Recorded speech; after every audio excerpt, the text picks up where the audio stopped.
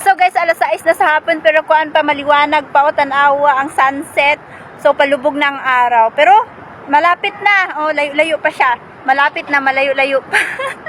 So masilaw ang araw. Ang silaw niya. So, pa-sunset na good, pa-sunset na pero 6:04 na para as in ba dugay ka siya, late ka siya magkuan ba maggabi. So pag buntag as in pod hayag ba pagkabuntag mga alas kuan pa lang mga alas 6 hayag na kaayo. So dahil summer mga naana siya dugay mo lubog ang araw pag summer. Pero pag dili na summer ang adlaw makuan na siya sayo na siya maglubog alas mga 5:30 pa lang gabi na ana. Basta iba ang kuan karon. So dahil ako tana diri ingon niya ano po yung rules and regulation po diyan pool sa the Beacon Tower. Ang rules at ang rules diri sa swimming pool diri sa Ubos.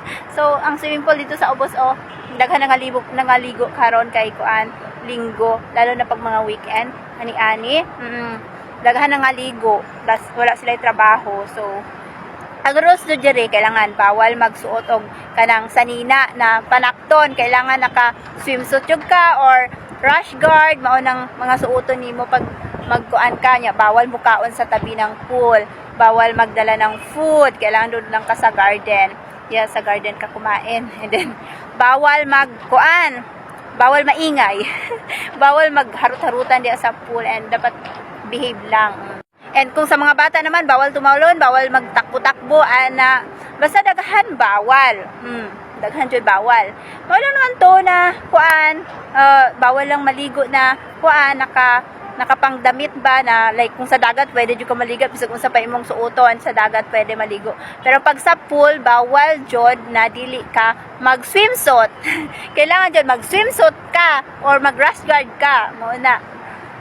Pero sa ibang pool, 'di ba, pwede mo kaon sa gilid ng pool. Pag na mga party, pero diri kasi bawal magkaon sa gilid sa pool. Mo nang bawal. Pero na may mga uba na gahig ulo, bisag sa 6th floor sila, galigo gihapon sila, bisag di sila naka-swimsuit, nakapangdamit, ang mga gahig ulo, mga Indian, mga gahig ulo na sila, lalo na mga Chinese gahig ulo. Bawal po diya sa 6th floor na manigarilyo ka, bawal diha manigarilyo, mag-inom, magdalag mga ana-ana pang mga soft drinks or bisag ano pa, mga alak, bawal na. As in talaga, magbayad jud ka. Magbayad jud kag 500. So kung magka-violation jud ka kay nag-inom man ka or nanigarilyo ka diya sa 6th floor, so violation jud na 500 dayon ang isingil sa imuha. Like kung dire sa roof deck mag-inom ka, magdala kag so mga alak or mga friends nimo na mag-inom mo dire nya magsaba mo tanan so diya as in talaga violation jud na bawal manigarilyo bisag sa sulod sa condo unit, bawal pud manigarilyo. Mga Chinese diha mga kuan jud mga gahig ulo manigarilyo jud sa unsa. Pero yan na nga. Pero ganun talaga, may mga tao talagang may bisyo, ganon. Hindi natin sila mapipilit.